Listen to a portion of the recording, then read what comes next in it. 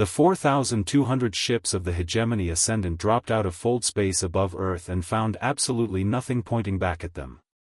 Fleet Sovereign Dasaveth Oren Kal, commander of the Keth-era hegemony's third expansion armada, studied his tactical display with the patient satisfaction of a creature who had conquered 11 worlds. His species, long-limbed, silver-skinned, with triple-jointed fingers that could crack a human skull like an egg, were not given to hurry. They had watched Earth for 60 years. Catalogued its weapons. Modeled its defenses.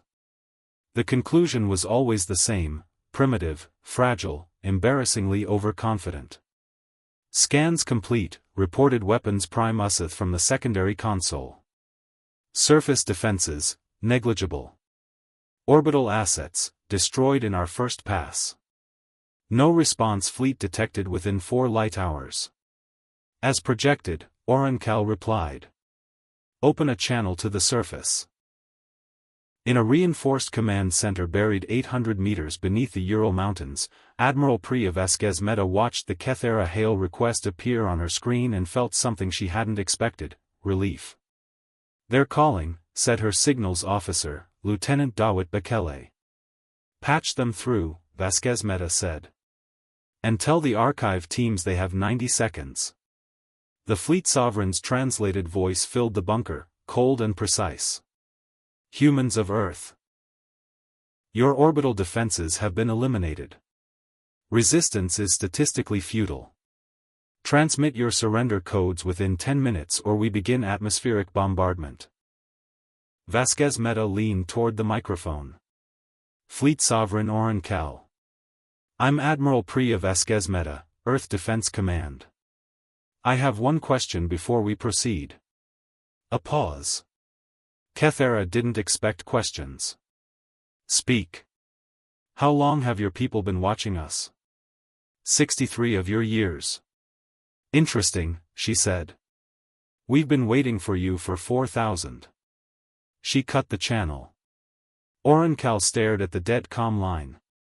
Useth looked up from his station. Neither spoke for 3 seconds. "Begin bombardment sequencing," the Fleet Sovereign finally said.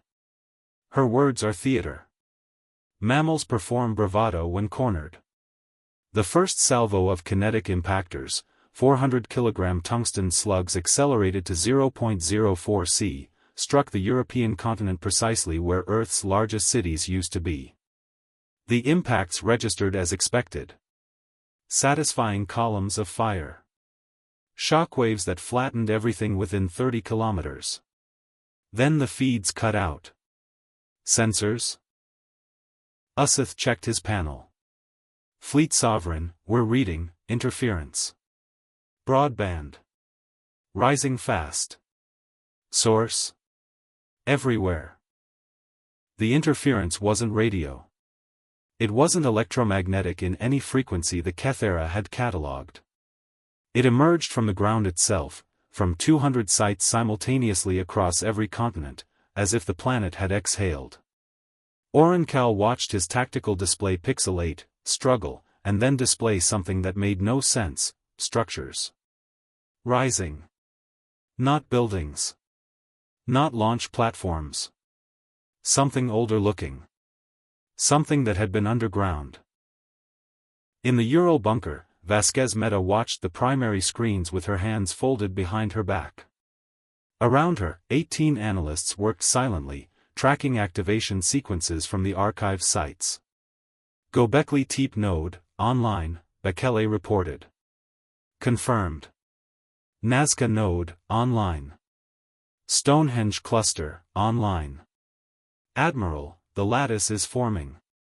Vasquez-Mehta had been briefed on the archive 3 years ago, in a room with no windows and a document classification that didn't officially exist. The briefing officer had told her one thing she hadn't forgotten: we didn't build it. We just learned to turn it on.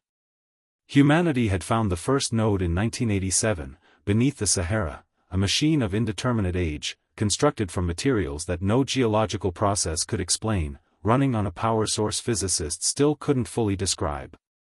In the decade since, 199 more nodes had been found on every continent. Each one dormant. Each one waiting. For 1,000 years of archaeological evidence suggested the network had been built by something that no longer existed. Something that had fought a war humans had no record of. Something that had won. The nodes were their legacy. Left in trust. The only requirement to activate them, a species advanced enough to find all 200 and brave enough to use them. Lattice complete, announced Dr. Seema Yildiz from the archive interface station, her voice barely steady. Admiral, we have full network coherence. All 200 nodes synchronized. Fire solutions? The Lattice has already identified targets. It's... Yildiz paused. It's been tracking them since they entered the system. Vasquez Mehta exhaled slowly. Then let it work. Orankal had commanded fleets through 11 planetary assaults. He had never seen energy readings like this. The structures rising from Earth's surface were enormous, each one a kilometer-tall lattice of dark material that reflected no light, surrounded by geometric patterns that activated in sequence, glowing with frequencies his sensors couldn't categorize. They rose without sound. They stabilized without vibration. They simply arrived, as though the planet had been holding its breath for millennia and finally decided to stop. What is that material? He demanded. Usath ran the spectral analysis 3 times. It matches nothing in our database. Nothing in the hegemony's combined archives. Fleet Sovereign, this technology, it isn't human. Then who? The first beam hit the forward destroyer Kethvar ascending before anyone finished the sentence. It didn't explode. Ships exploded when you hit them with energy weapons, when you overloaded reactors, when you cracked hulls. The Kethvar ascending didn't explode. It disassembled. Every component separating from every other component simultaneously, a 400-meter warship reduced to constituent atoms in 0.3 seconds without heat, without shockwave, without any secondary effect. It simply stopped existing. Orankal's bridge fell silent. Return fire, he said, very quietly. All forward batteries. The hegemony's forward 600 ships opened up, plasma lances, mass drivers, fold missiles. The beams struck the rising lattice structures and scattered. The missiles detonated against invisible barriers. The kinetic rounds fell away, deflected at angles that violated physics as the Keth era understood it. The lattice didn't pause. It selected its second target. The heavy cruiser sovereignty of Keth ceased to exist. Then the Oran's triumph. Then 6 ships simultaneously. Evasive pattern Sigma, Orankal commanded, his composure cracking for the first time in 30 years of command.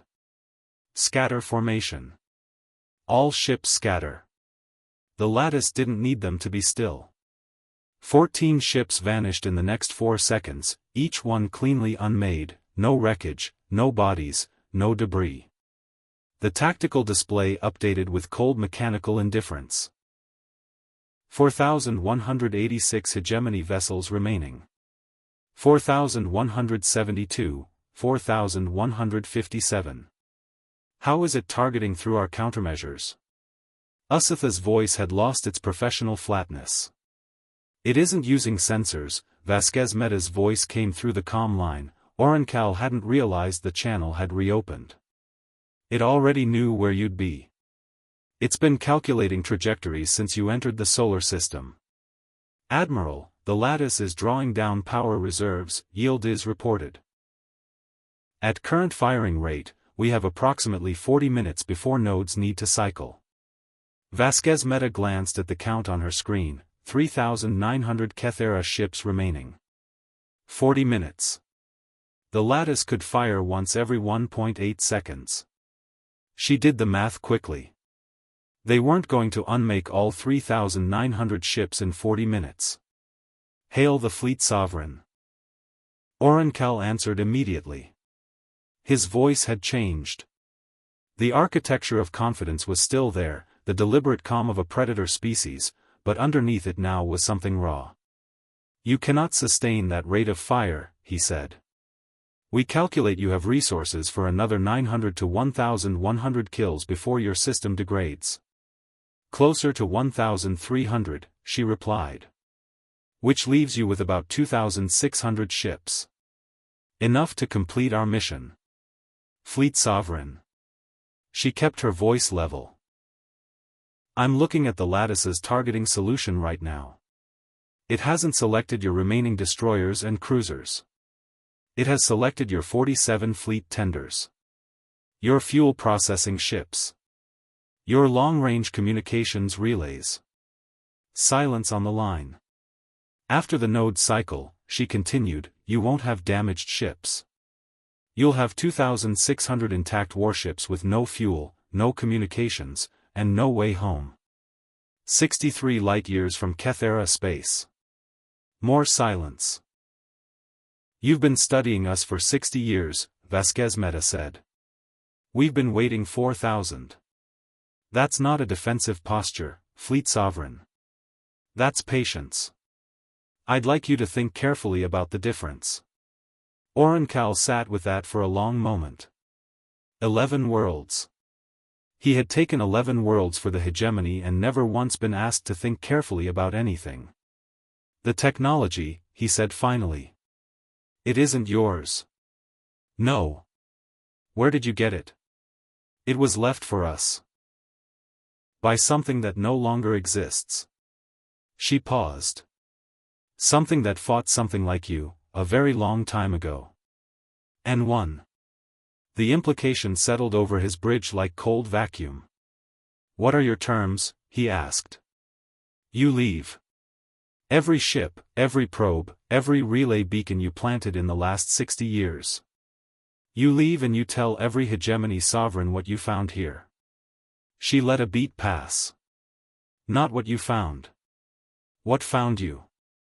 And if the hegemony returns with a larger force? Fleet Sovereign. Her voice was almost gentle. There are 200 nodes on this planet. We've only activated them to 12% of their assessed capacity. We activated them at 12% because that's all we needed. Another pause. We've never needed more. No one has. Orankal looked at his tactical display. At the planet below. At the 200 structures rising from its surface like patient monuments to something ancient and incomprehensible. He thought about what it meant that humans had spent 4,000 years finding these things, cataloging them, learning their function, not using them, not selling them, not fighting over them, but waiting. Waiting for exactly this moment. A species didn't do that by accident. A species did that because somewhere in its deep history it had been told, keep these safe. Someone will come. Be ready. Usith, he said quietly. Plot fold coordinates for home. Fleet Sovereign. We are leaving. He looked at the comm line, at the woman on the other end of it he would never see. Admiral Vasquez Meta. Fleet Sovereign. I have one question. Go ahead. Were you afraid? The pause that followed was very short. Every single day for 3 years, she said. Right up until you called asking for surrender codes.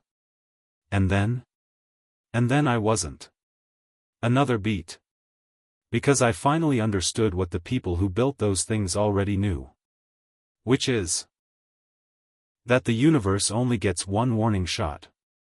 The 4,186 surviving ships of the Hegemony Ascendant folded out of Earth's solar system 17 minutes later, leaving behind nothing but cooling vapor trails and the silent hum of 200 lattice nodes slowly descending back into the Earth. In the Ural bunker, Bekele confirmed the last Kethera beacon had gone dark. Yildiz ran final diagnostics on the archive network. Vasquez Meta stood at the window slit overlooking the command floor and said nothing for a while. Admiral, Bekele said carefully. Should we power the nodes down? She thought about it. No, she said. Leave them up. The Hegemony's official records of the engagement, later obtained through channels that didn't officially exist. described Earth with a single designation that replaced all previous assessments. The original Keth-era term translated, approximately, as, a door that was always open, built by something we do not name, guarded by something we underestimated, and we will not return. The designation spread through 7 star nations in 4 years. In the end, humanity didn't need an army, a treaty, or a reputation. They just needed anyone who'd heard of Earth to understand one thing. The sleepers knew exactly how long they'd been sleeping, and they'd spent every moment of it getting ready for you.